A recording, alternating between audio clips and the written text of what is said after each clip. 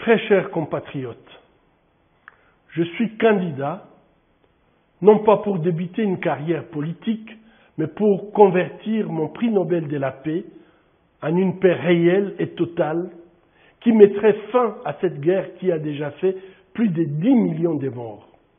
Aujourd'hui, près de 7 millions de nos compatriotes survivent dans des camps de déplacés de guerre sans rien, dans des conditions de précarité et de misère sans nom.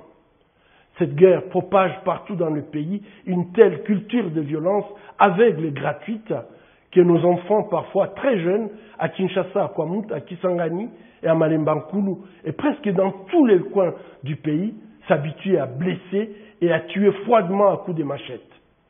Je suis candidat, non pas pour les honneurs et les privilèges de la fonction présidentielle, mais pour mettre fin à cette fin qui fait la honte du Grand Congo, qu'on surnomme scandale géologique, scandale agricole, j'en passe, et des meilleurs.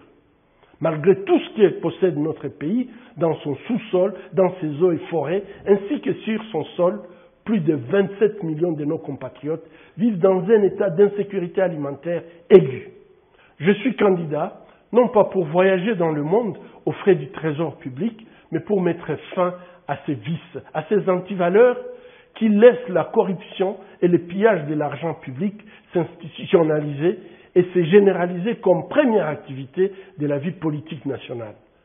Ainsi vit notre pays au jour le jour, dans le bonheur cynique des gouvernants, bien que le pays soit au bord du chaos et le malheur sans nom de gouverner, triste peuple abandonné à son triste sort, vivant sans rien dans une société où rien ne va. Très chers compatriotes, en temps de guerre, la corruption et le pillage de l'argent public sont des actes pervers constitutifs de la trahison ultime de la patrie et du crime des lèse-peuples. Voilà comment et pourquoi la politique est devenue le métier que l'on choisit quand on ne sait rien faire d'autre, ou après avoir échoué partout ailleurs, ou encore parce qu'on veut s'enrichir par la corruption et le détournement de l'argent public dans l'assurance de l'impunité. Voilà comment et pourquoi la politique, ce noble métier, est devenu une activité en perte totale des repères moraux, sans foi ni loi, où l'injure remplace les idées, où l'incompétence se moque de l'intelligence et marche la tête haute au sommet de l'État. Dans nulle autre époque, de 1960 à nos jours, la vie politique congolaise n'était parvenue à un tel degré de pourrissement moral et d'effondrement intellectuel. Qu'on se le tienne pour dit, très chers compatriotes, sans la paix et sans un combat acharné contre la corruption, le détournement du fonds public et l'impunité, tout discours sur la démocratie, le respect des droits de l'homme, la bonne gouvernance ou le développement ne restera que vain et ridicule bavardage. Filles et fils du Grand Congo, alors que la guerre est la première tragédie qui aujourd'hui ensanglante et endeuille notre patrie, comme jamais auparavant, comment expliquer que je sois le seul candidat à disposer d'un plan de paix?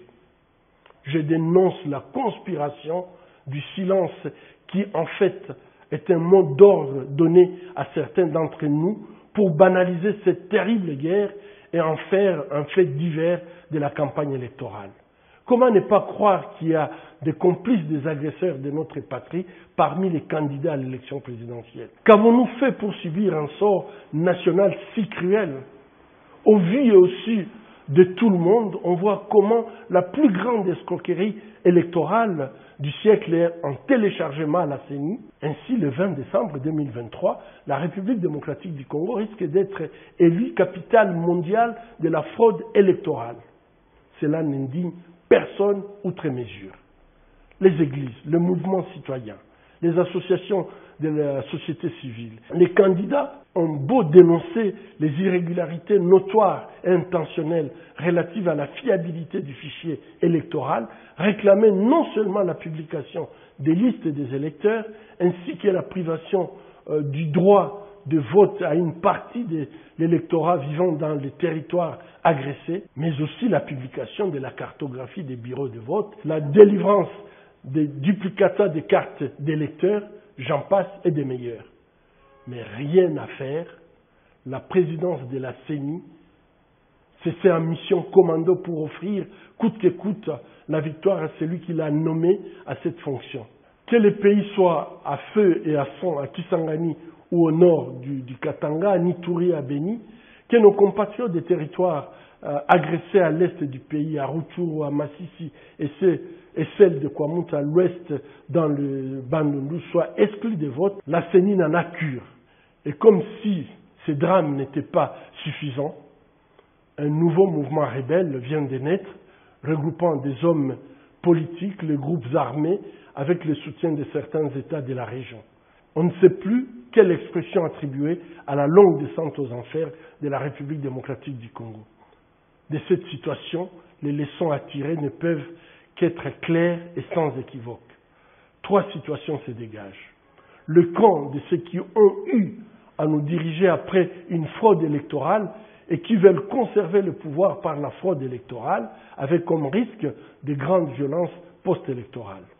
Le camp de ceux qui ont eu à nous diriger après la conquête du pouvoir par les armes et qui veulent rééditer ces processus viciés avec comme risque de plonger le pays dans une nouvelle guerre.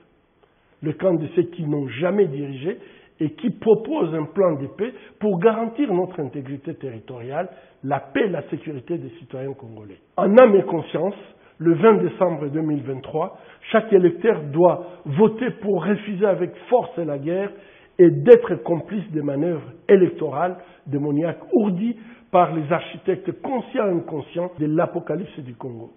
Le 20 décembre 2023, chaque patriote électeur doit refuser de participer au discrédit et à l'enterrement de la démocratie dont nous avons besoin pour reconstruire notre pays.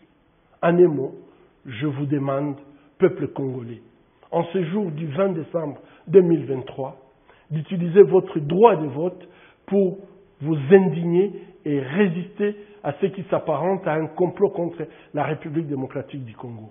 Votez pour dire non à la descente incessante de notre pays aux enfers, conformément à ce que nous demande l'article 64 de notre Constitution.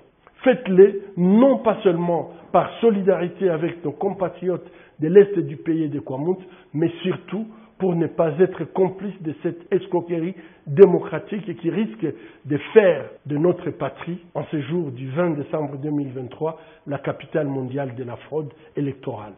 Votez pour le plan de paix, votez pour le numéro 15, très chers compatriotes. Vous êtes nombreux, très nombreux, ici au pays et partout ailleurs dans le monde, à croire que ma candidature est l'ultime opportunité de mettre fin à la guerre, de mettre fin à la faim et de mettre fin au vice, afin de faire de nos espoirs de redressement national la réalité de nos vies. On vous remercie à toutes et tous pour vos très patriotiques soutiens. Je vous prie de croire que ma candidature est la sémence de la révolution démocratique qui sauvera notre pays demain.